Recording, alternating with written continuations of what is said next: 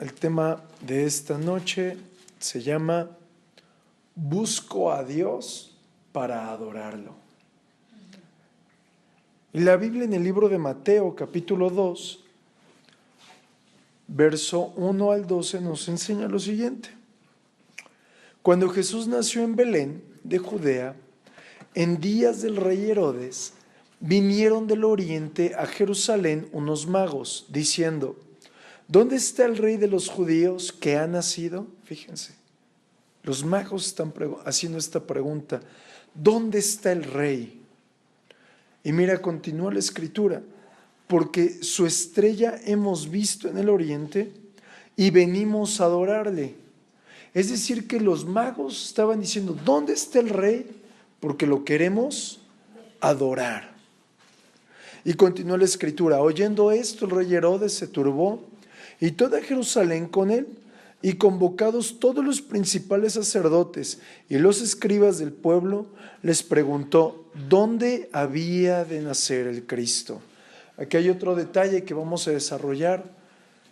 Herodes fue con gente religiosa a buscar dónde podía encontrar al Cristo. Es decir, que una persona no religiosa buscaba a Dios a través de la Escritura. Pero quiero que profundicemos en esto. Y continúa: ellos le dijeron, es decir, los escribas, en Belén de Judea, porque así está escrito por el profeta: y tú, Belén, de la tierra de Judá, no eres la más pequeña entre los príncipes de Judá, porque de ti saldrá un guiador que apacentará a mi pueblo Israel. Entonces Herodes, llamando en secreto a los magos, indagó de ellos diligentemente el tiempo de la aparición de la estrella, y enviándolos a Belén dijo: id allá y averiguad con diligencia acerca del niño, y cuando le halléis, hacedmelo saber, para que yo también vaya y le adore. Aquí hay un detalle muy importante. Una persona se acerca a un hombre, a una mujer de Dios, preguntándole: ¿quién es tu Dios? Buscando de una manera disfrazada obtener cierta información, pero mostrando, llamémosle, como una oveja disfrazada de lobo. Así es como yo veo a Herodes. Ahorita les voy a explicar por qué. Y continúa la escritura: ellos, habiendo oído al rey, se fueron, y aquí la estrella que había visto en el oriente iba delante de ellos, hasta que llegando se detuvo sobre donde estaba el niño, y al ver la estrella se regocijaron con muy grande gozo. Y al entrar en la casa, vieron al niño con su madre, y postrándose lo adoraron, y abriendo sus tesoros le ofrecieron presentes: oro, incienso y mirra. Pero siendo avisados por revelación en sueños que no se volviesen Herodes, regresaron a su tierra por otro camino. Y quiero que observemos la palabra.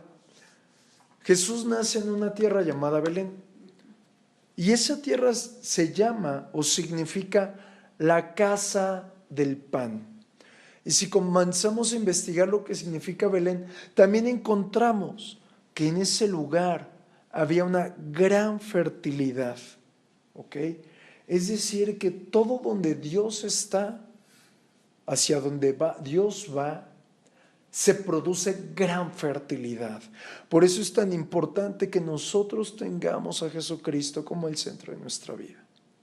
Por otra parte, Jesús, de acuerdo a la Escritura, nació en los tiempos de una gran represión, en los tiempos de un hombre llamado Herodes, pero este hombre era un hombre muy sanguinario. De acuerdo a la historia, él fue reconocido por sus grandes asesinatos. Herodes asesinó a su madre. Herodes, de acuerdo a la historia, él estaba desconfiando de uno de sus hijos, al punto de que lo mandó a matar porque él pensaba que estaba conspirando para quitarle el reino. Quiero que veamos, Herodes era realmente un hijo del diablo. Sin embargo, yo encuentro algo, que en el tiempo de mayor oposición hubo una gran manifestación de Dios. Y aquí quiero poner el primer punto en nuestros corazones. En el momento de mayor oposición, en el momento de mayor oscuridad, el Señor trae su mover.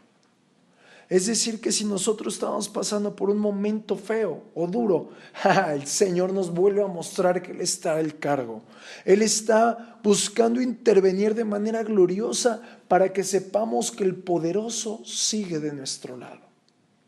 Por otra parte, podemos observar que cuando los magos escucharon hablar del nacimiento de Jesús, ellos hicieron una pregunta: ¿dónde nació? Pero vemos en la misma escritura que no estaba preguntando dónde nació solamente para ir a conocerlo, sino dónde nació para ir a adorarlo. Y yo encuentro en la escritura que había una mujer sirofenicia, la cual la escritura nos habla de que se acercó a Jesús y le comienza a decir: sana a mi hija que está muy mal. Y Jesús le dijo: no. Y esta mujer le insistía: sana a mi hija, sana a mi hija. Y Jesús le dijo que no, porque ella no era digna de comer del pan de los hijos. Y esta mujer le dio una respuesta extraordinaria y le dice: aún los perrillos comen de las migajas que caen de las mesas. Y la palabra con la que está mostrándose cómo se acerca esta mujer sirofenicia, siendo gentil, es decir, sin derecho a nada, se acerca con una actitud de adoración. Es decir, buscó al Señor para adorarlo. Nosotros tenemos que tener eso en nuestro corazón. Como hijos e hijas de Dios, sabemos que de Dios podemos recibir cualquier cosa, pero nuestro propósito es buscar a Dios para adorarlo. Y quiero que veamos aquí los magos. Realmente, para nosotros la palabra mago es fuera del contexto de la realidad que estos hombres eran. Al momento de estar estudiando este tema, puedo yo encontrar que esos magos simplemente era una etiqueta que les ponían, pero sus cualidades no eran la hechicería, sus cualidades no eran la adivinación. Estos hombres eran gente sabia, filósofos, eran astrónomos, no astrólogos. Astrónomos, aquellos que hacen el estudio de las estrellas, de las constelaciones, pero no a manera de hacer predicciones, sino a manera de conocer el firmamento. Pero también estos hombres, de acuerdo a la historia, muchos de ellos eran sacerdotes. Otros eran gente dedicada a la medicina, gente de mucho estudio. Aún podemos encontrar que en los tribunales en la antigüedad había magos. Bueno, esta gente que los etiquetamos como magos o que en la escritura nos lo muestra como magos, era gente reconocida con una alta estima porque los tenían denominados como grandes consejeros. Había otros de este grupo de magos que se iban a la guerra, acampaban junto con los soldados para darle consejo a los comandantes. Es decir, que estos magos no eran como el concepto que tenemos hoy, sino que era gente muy importante, muy entendida, gente que realmente buscaba no su conocimiento, sino sabía que había un creador. Y estos hombres muy entendidos, muy sabios, hacen una pregunta: ¿dónde nació el rey? Si nosotros vemos en la actualidad, la gente que se dice sabia se dice atea. Y la palabra ateo significa sin Dios. O sea, son más brutos de lo que podamos pensar. Estos magos, que realmente era gente sabia, decían: no solamente yo quiero ir a verlo, quiero ir a adorarlo. Y quiero que observemos la misma palabra que nos muestra ese afán de los magos por ir a conocer al rey y a adorarlo. Es la misma palabra que encuentro cuando María y las mujeres ven el sepulcro abierto, cuando Jesús ha resucitado, y ellas comienzan a buscar a Jesús y dicen: ¿dónde está? La misma premura la encontramos de gente muy sabia y de gente que estuvo con él. Es decir, nosotros tenemos que preguntarnos dónde está, pero no para conocerlo, sino para adorarlo. Porque María y las mujeres lo buscaban para adorarlo. Los magos lo buscaban para adorarlo. Y nosotros lo tenemos que buscar para adorarlo. Pero en mi vida yo he encontrado muchos momentos donde yo me he preguntado, ¿dónde está Dios? Y la primera que vino a mi corazón cuando estaba haciendo este mensaje fue cuando yo no tenía certeza hacia dónde iba a ir mi vida. Y yo así vi a los magos. Ellos no sabían hacia dónde ir a encontrar a Dios. Así yo estaba, no sabía hacia dónde ir. Pero el Señor en su sabiduría coloca algo en el corazón del hombre para que lo encontremos. Pero también encuentro un segundo momento en mi vida, cuando yo vuelvo a preguntar, ¿dónde está Dios? Y es cuando el Señor comienza a madurarnos. Ahorita les voy a mostrar cómo llegó esa madurez a los magos. Pero cuando el Señor nos está llevando a la madurez, es cuando a veces no sentimos a Dios, no lo vemos.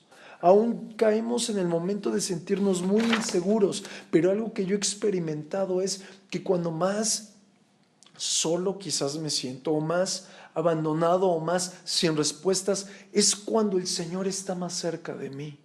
¿Por qué? Porque es precisamente cuando ya no estoy buscando mi deseo, ni estoy buscando algo en las personas, sino que es cuando estoy precisamente en el centro de la voluntad de Dios, en el lugar perfecto, a la hora perfecta, buscándolo con un corazón dispuesto a saber qué es lo que Él tiene. Y así es como yo encuentro a los magos. Ellos estaban en un trayecto donde de repente encuentran la estrella que los iba a guiar. Recordemos que eran astrónomos. Y ellos encontraron una estrella la cual los guiaba y de repente la estrella, ¡pum!, se desaparece. Tenían ahora que caminar en fe, sin una guía. Es decir, no veían a Dios, no veían la guía, pero ellos sabían que el Señor los estaba llevando a un lugar específico. Así que nosotros cuando no sintamos al Señor, no importa. No lo vemos, no importa, pero sepamos bien lo que dice en el libro de Romanos, que en fe vivimos, en fe nos movemos. Y también dice la Escritura que el justo por la fe vivirá. Por otra parte, yo encuentro algo muy interesante. A la par, mientras que los magos buscaban a Jesús, que yo he buscado a Jesús y se deja encontrar, también hay muchos hombres y mujeres que al mismo tiempo que están buscando a Dios, pero Dios no se deja encontrar. Y la explicación, ¿cuál es? Veamos en la vida de Herodes. Los magos están buscando a Jesús para adorarlo y al mismo momento Herodes lo comienza a buscar. Pero hay algo increíble. Ambas personas con corazones muy diferentes, con intenciones muy diferentes, de unos se deja encontrar, pero de Herodes no se deja encontrar. Y es lo mismo que podemos ver nosotros. Somos realmente muy bendecidos porque hemos encontrado su presencia, pero hay gente que busca con malas intenciones al Señor. Es decir, Dios se deja encontrar por aquellos que están dispuestos a rendirse a Él, a postrarse a Él, a rendirle homenaje. Pero voy a decir algo muy importante: se deja encontrar por aquellos que están dispuestos a pagar un precio. Es decir, el precio es morir a nosotros mismos con el propósito de que Él sea reconocido. Veamos algo. Él no se dejó encontrar por Herodes, porque Herodes, él estaba lleno de sí mismo. Él quería ser reconocido y aún la historia lo puede sacar a la luz, lo puede dar en evidencia. Herodes obtuvo su reino por medio de muchos crímenes. El reinado de Herodes, su base primordial era el derramamiento de sangre. Y cuando él escucha de que ha nacido el rey, pregunta dónde nació, a qué hora nació, pero no a causa de quererlo adorar, sino porque Herodes se puso nervioso, porque él pensaba que su reino corría peligro. Es decir, Herodes dijo, yo lo voy a matar. Y fue lo mismo que hizo Satanás, querer matar a Adán y a Eva, engañándolos, porque él sabía que de esa simiente vendría el Hijo de Dios. Pero quiero que observemos algo. Yo puedo encontrar aquí que Herodes tiene la cualidad de muchos hombres y mujeres que no han encontrado su seguridad y su bendición en el Señor. Y al momento de no encontrarla, lo que buscan es sacar a Dios, rechazarlo, hablar mal de Él. Y eso aún le pasa a mucha gente que nos rodea. ¿Por qué? Porque muchos lo que quieren es tener la razón en sí mismos, ser notados. Y en el momento en el que esa persona que quiere ser notada comienza a bajar de nivel y comienza, en vez de atraer la atención, ahora Jesús es el centro de atracción de los demás, esa persona se siente rechazada y lo que quiere hacer es quitarlo. Por eso muchas familias están divididas, porque a lo mejor yo conozco una familia que el centro de la esposa era el esposo, pero como cuando ella conoció a Jesús, ahora su centro es Jesús y el esposo empezó a entrar en competencia, no con la esposa, con Dios mismo. ¿Y qué provoca? Gran pique, gran odio entre ellos. Y malamente eso sucede con los hijos, con los padres y con muchas personas, porque en vez de enfocarse al Señor, se enfocan en que ellos mismos quieren ser el centro y se encuentran peleando con Dios. Y ahora surge una pregunta que a muchos nos tenemos que hacer. ¿Para qué buscamos a Dios? Y muchas de las respuestas que podemos encontrar es, muchos lo buscan para pedirle. Otros muchos le buscan para refugiarse en tiempos de angustia. Otros muchos para ser aceptados. Y estas tres no tienen nada de malo. Todas son buenas. Pero la principal es que nosotros debemos buscar a Dios para adorarlo.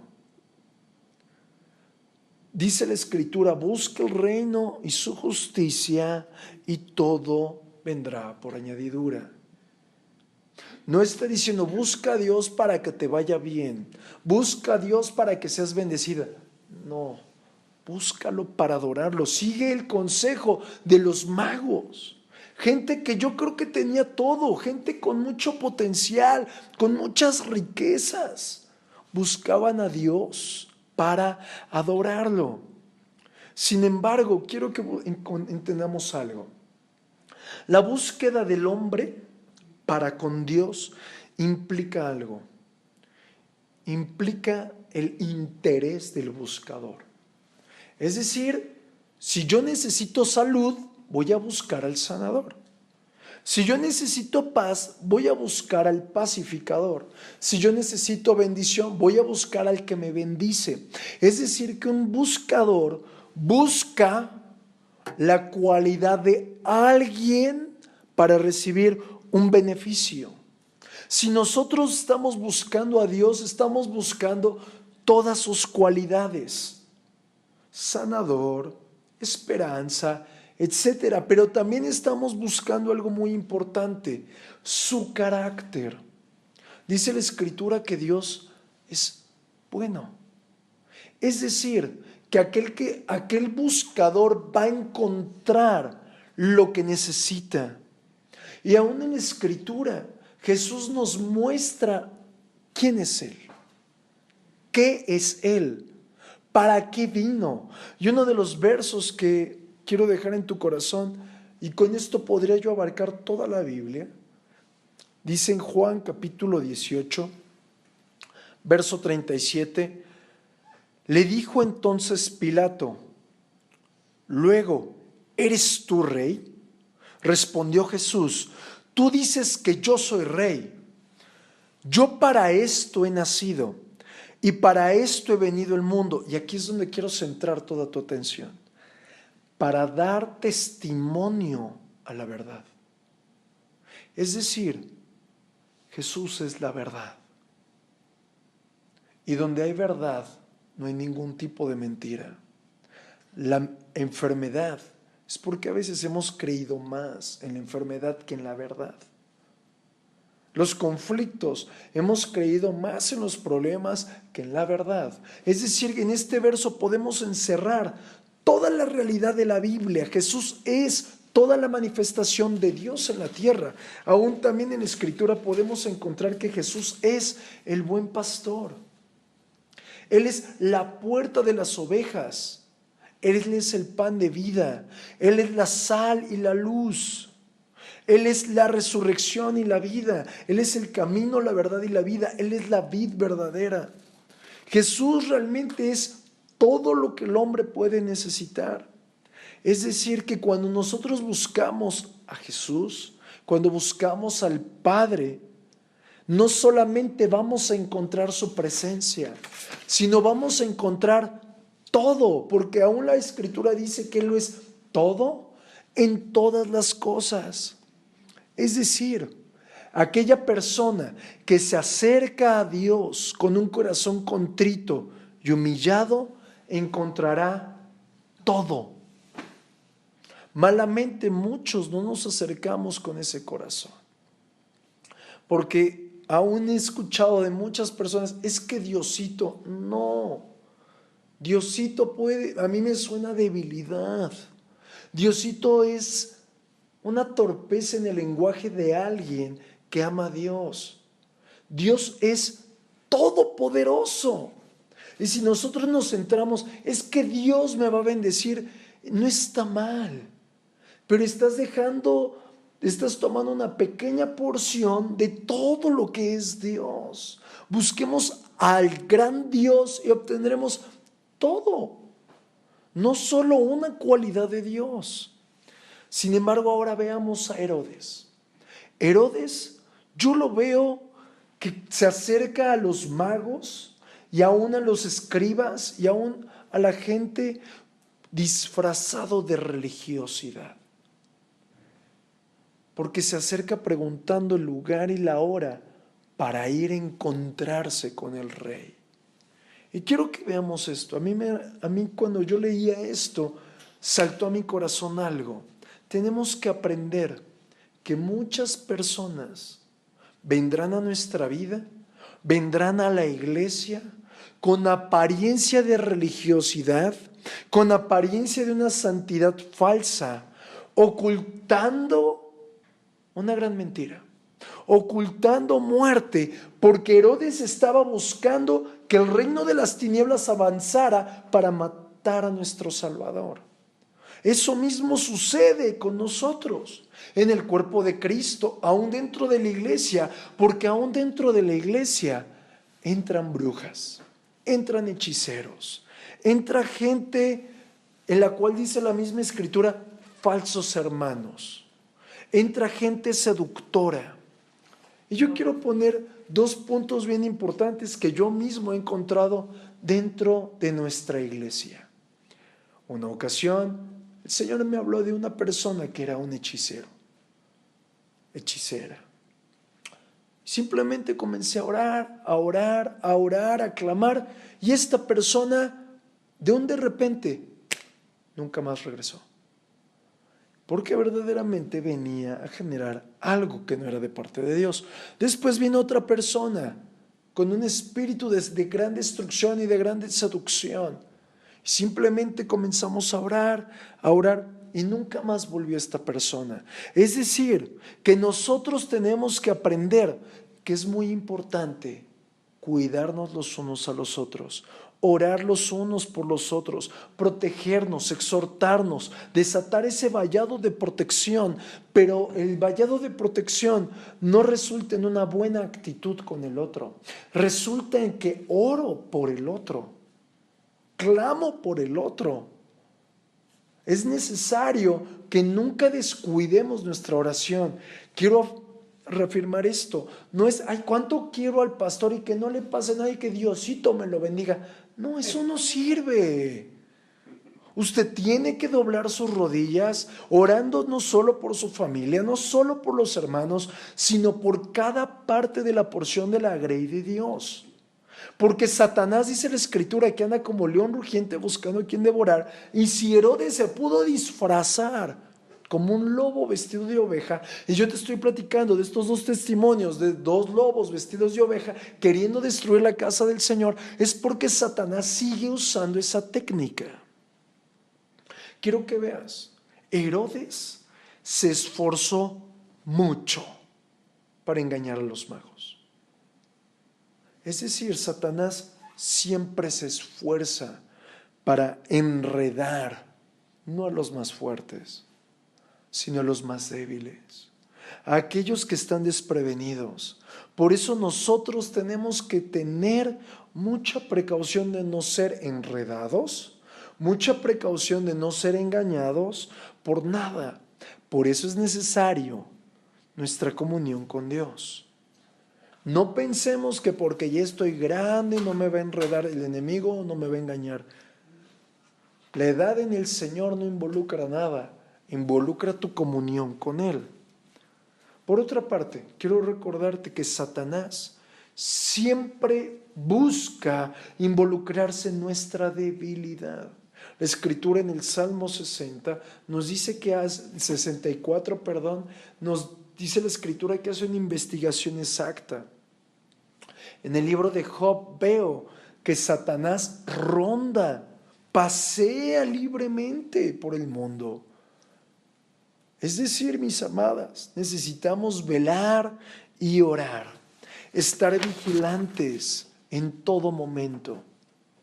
Por otra parte, ahora, en el tiempo en el cual la Escritura nos está hablando, en el libro de Mateo, capítulo 2, del 1 en adelante, vemos que los judíos tenían un conocimiento mental de la Escritura. Es decir, que solamente conocían la palabra. No estaba en ellos el Espíritu. Tenemos que saber algo. En el cuerpo de Cristo, efectivamente, tiene que abundar la palabra, pero tenemos que ser guiados por el Espíritu Santo. No es una más que la otra. Ambas tienen que ir en conexión. ¿Por qué?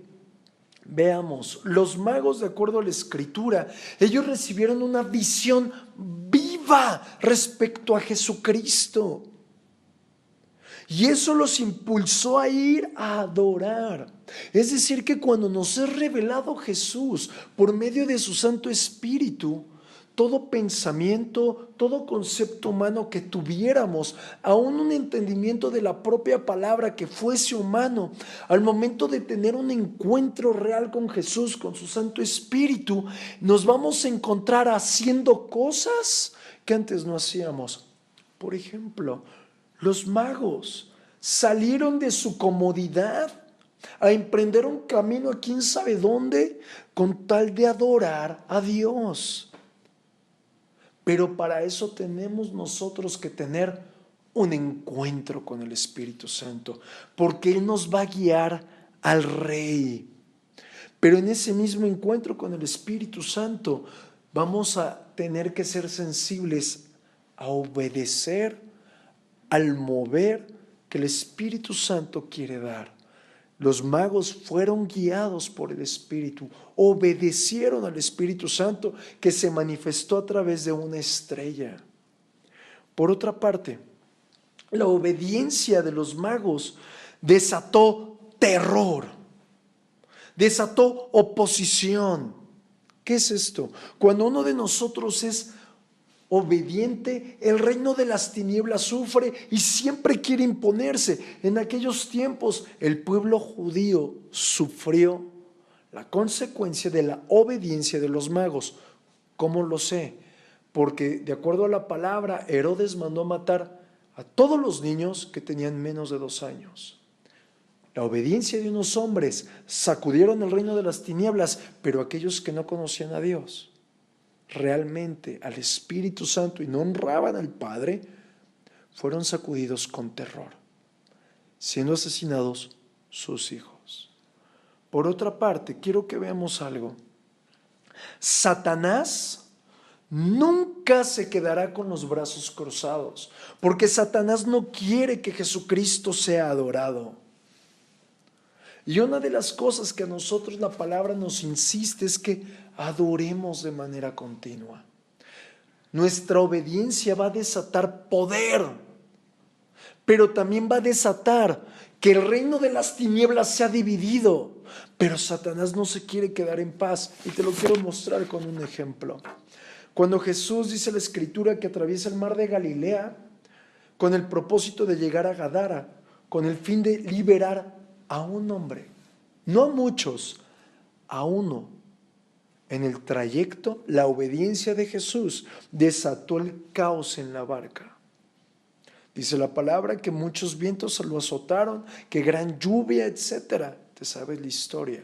Vuelvo a repetir, la obediencia ahora establece el reino de Dios en la tierra y provoca división en el reino de las tinieblas, pero Satanás no se quiere quedar quieto. Y aquí hay algo que quiero volver a insistir. El primer acto de obediencia que yo veo en los magos fue ir y dar adoración y exaltación a Jesús. El centro de nuestra vida, el centro de la iglesia tiene que ser Jesucristo. Recordemos que la palabra dice que Jesús es la sustancia del Padre. Jesús es el espíritu de la profecía. Jesús nos ha prometido un consolador que es el Espíritu Santo. Todo tenemos que centrarlo en Él. Amén. Por otra parte, existe una gran oposición siempre para que Jesús sea exaltado. Y la primera oposición que surge es nuestro propio entendimiento. Nosotros mismos somos el estorbo. Es decir, a veces el estorbo se manifiesta, ¡ay, qué pereza! O pensamientos, o afanes. En otros se manifiesta como duda. Hace poco escuchaba, es que Dios me dijo que no intercediera. Eso es una burrada. Nosotros tenemos que esforzarnos a establecer el reino de Dios en la tierra a través de la oración, a través de la adoración, a través de estar en el Señor. ¿Estamos de acuerdo? Y la segunda oposición es la que Satanás hace. La oposición espiritual. Amén. Esa oposición la tenemos que vencer a través de la guerra espiritual. Es decir, nosotros tenemos que ser guiados de la misma manera que los magos. ¿Cómo? Ellos fueron guiados por una estrella que se les apareció. Y esta estrella tiene, yo encuentro 3 significados. Y todos se enfocan a un mismo sentido. Representa el Espíritu Santo, pero también representa la autoridad puesta de parte de Dios para guiar a su pueblo. Pero también encuentro que es la inspiración directa de Dios para con el hombre, para que nos encontremos cara a cara con él. Por ejemplo, Moisés. Dice la Escritura que él fue guiado y él se escondió detrás de la roca para ver pasar la silueta, las espaldas del Padre. Él fue guiado. Gedeón, dice la Escritura que estaba en un tiempo muy terrible con los madianitas y el Señor le dice, varón esforzado y valiente, después de ser un pusilánime. Y eso produjo que él fuera y venciera a los madianitas. Pero también Abraham, un hombre que era totalmente pagano, adoraba ciertas imágenes. El Señor le dice, sígueme, ve a una tierra en la que yo te diré. Y él por fe fue guiado y con gran bendición actuó. Es decir, el Espíritu Santo siempre nos habla y tenemos que aprender a escuchar su voz. Por otra parte, yo encuentro que Herodes indagaba de manera continua a que lo guiaran a conocer a Cristo. Pero aquí hay algo importante. Él buscaba a los principales sacerdotes y a los principales escribas para recibir un consejo. ¿De dónde? De la Escritura. Y aquí yo encuentro algo muy delicado. Efectivamente, la palabra de Dios puede ser usada por gente pagana, por gente sin el Espíritu Santo. Y lo podemos ver en dos puntos. Uno que siempre resulta como engaño y en otro que resulta como manipulación. Porque en la actualidad encontramos gente hablando de la Biblia, pero cuando ellos hablan, buscan hablar lo que ellos quieren hablar para manipular a través de la palabra de Dios. Y quiero indagar yo en algo. La letra mata, mas el Espíritu vivifica. Es decir, que la letra sin el Espíritu Santo trae muerte. Algo que podemos encontrar es que los escribas y los sacerdotes efectivamente conocían la palabra, conocían la ley, tenían el conocimiento, pero en ellos no existía la visión que Dios le había dado a los magos. Ellos no tenían la intención de adorar, exaltar y glorificar a Dios como lo tenían los magos. Y aquí vemos algo. En la actualidad, muchas personas leen la palabra, pero pocos absorben la vida de la palabra. ¿Por qué? Muy fácil. Porque pocos anhelan la visión de Dios. Y la visión de Dios siempre es manifestada con la gente que nos rodea. No olvidemos que una de las visiones que el Señor nos dio es de que nosotros somos esa voz que cambia la generación por medio del poder del Espíritu Santo. Es decir, simplemente estamos buscando que el cielo venga a la tierra, alcanzando a uno más para Cristo, porque esa visión impacta nuestro entorno. Si nosotros nos centramos en nosotros mismos, se pierden las cosas. Por otra parte, siempre la palabra tiene que ir combinada con la visión de Dios, con la adoración al Padre, al Hijo, al Espíritu Santo, pero siempre la exaltación tiene que ser a Él. Todo lo que no sea Dios tiene que ser quitado, porque Dios siempre tiene que ser exaltado. Por otra parte, veámoslo, regreso a lo de Herodes. Herodes escuchó que los magos tenían una visión. Satanás escucha que tenemos una visión. A Herodes se le despertó la gran envidia. A Satanás también se le despierta destrucción. Pero quiero que veamos qué es lo que sucedió con los magos. Dice la Escritura que cuando Herodes tenía esa gran envidia, ahora quería matar a los magos. Quería matar a Jesús. Pero yo encuentro en la palabra que Dios, al conocer todas esas cosas, toda esa oposición, Él mismo defendió a sus siervos. Él defendió a sus magos. Es decir, mientras que ellos pensaban que todo iba a estar bien, no sabían realmente que Herodes ya los estaba cazando, pero el Señor les habló a través de sueños para que no regresaran con Herodes y se regresaran por un camino diferente. ¿Qué es esto? Nosotros tenemos que aprender a escuchar a Dios. Pero aquí encontramos algo bien interesante. Cuando los magos se encuentran con Jesús, dice la Escritura que ellos le abrieron sus tesoros. Le abrieron lo más importante que ellos tenían. Para nosotros el ofrecerle nuestros tesoros involucra lo que mayor interés tengamos.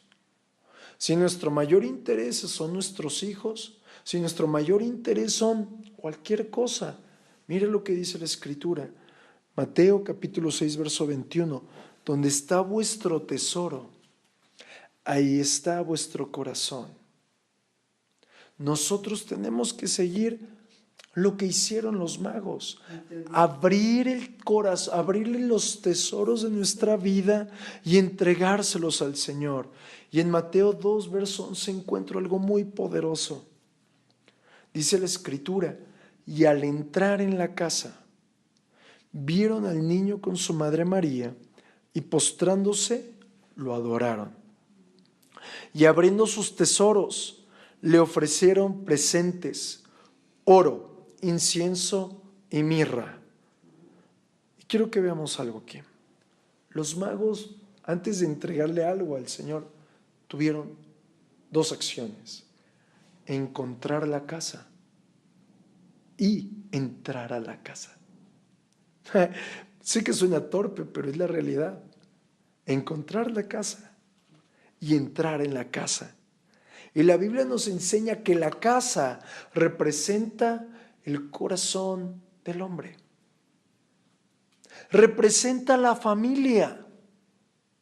Es decir, mis amados, que para que nosotros entremos a la casa del Señor, primero tenemos que sacar el cautiverio que tenemos en nuestro ser interior. Es decir, para entrar en la casa del Señor, tenemos que soltar lo que nos estorbe. Ahora veamos desde otro punto de vista. La casa de Dios, donde tenemos que entrar, es formada por la familia de Dios, el cuerpo de Cristo. Pero aquí hay algo importante que tenemos que identificar. Satanás siempre va a buscar generar rechazo entre los hermanos. Siempre. Rechazos que normalmente yo encuentro que son ideas muy personales que nos hacemos de los demás. Es que el otro me critica, el otro me juzga. Y cuando la realidad es que nadie te pela. No somos tan importantes como para que, es que este hermano me ve y como que le caigo mal. ¿Y a ti qué? Lo que tenemos que hacer es aprendernos a amar los unos a los otros. Otra estrategia que Satanás usa es oponernos a la autoridad. Algo que yo encuentro en el libro en los 5 primeros libros de la Biblia, es cuando comienzan a murmurar de Moisés. Y Moisés les dice: ustedes no se están oponiendo a mi autoridad, se están oponiendo a Dios. Es decir, que cuando en la casa del Señor buscamos oponernos a la autoridad delegada de parte de Dios, realmente no nos estamos oponiendo a esa persona, nos estamos oponiendo al Dios que puso a la persona. Tengamos cuidado. Otro punto importante: la culpa. La culpa es una de las armas más fuertes que Satanás puede usar para hacernos sentir indignos. Olvidemos de eso, y quiero que ustedes piensen en algo. Lo voy a ilustrar de manera muy grotesca, pero espero que lo comprendamos así. Si nosotros nos colocamos desnudos delante de un espejo, automáticamente vamos a saber si somos hombre o somos mujer. Si en nuestra mente, es que soy mujer, y el espejo te evidencia algo, el espejo te está diciendo la verdad a un pensamiento tonto. Es lo mismo cuando el Señor viene y derrama su sangre. La sangre me da la evidencia de que mi pecado fue borrado, pero mi mente me da la torpeza de que tengo culpa. Queda claro. La sangre de Cristo borró nuestra maldad, quitó nuestra culpa y nos hizo uno en Él. Es que me siento culpable. Olvídate de eso. ¿A qué le damos más pesado? ¿A la estrategia de Satanás o a la gran victoria de Jesús? Otro punto importante que necesitamos tener es que Satanás no quiere que entremos en la casa de Dios. La única manera de entrar en la casa del Señor es echando mano del corazón dispuesto de los magos. Los magos mostraron un corazón rendido. No les importó recorrer un gran trayecto para encontrarse con el Señor y adorarlo. Así que nosotros tenemos que tener un corazón dispuesto al Padre, un corazón que se despoje de la carga de pecado, un corazón que se despoje de la culpa. ¿Por qué? Porque luego atesoramos la culpa como un tesoro. Porque todo aquello que nos aparta de Dios a veces es un tesoro. A muchos les aleja el dinero. A muchos otros les aleja la familia. A muchos otros les alejan los pensamientos o los afanes. Por eso quiero que veamos qué tesoro nos está apartando de Dios. Porque yo veo que los magos le ofrecieron sus tesoros a Jesús. Nosotros tenemos que entregarle nuestros tesoros a Jesús en adoración. Pero también necesitamos entregar nuestro yo. Porque ese yo no nos deja entrar en la casa del Padre, en la casa de Dios. Recordemos la historia del hijo pródigo. El hermano del hijo pródigo estaba enojado con el padre porque él pensaba que el padre nunca le había dado nada.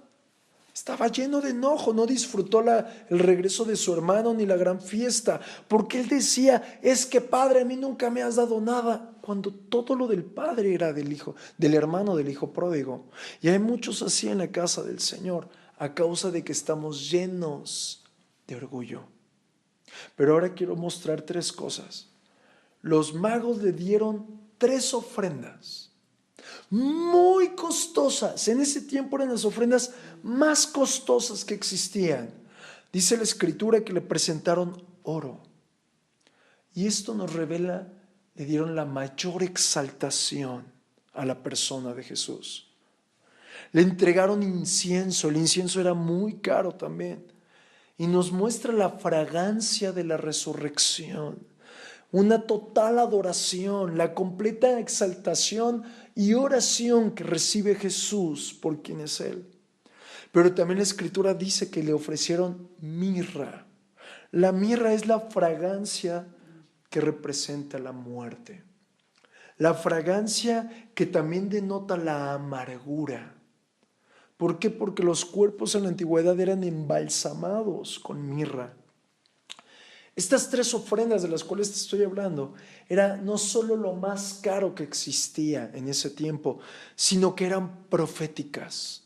Estaban anunciando lo grande que es nuestro Salvador, lo digno de exaltación, la extraordinaria fragancia que genera nuestra adoración, pero también su poder de resurrección que destruyó la muerte.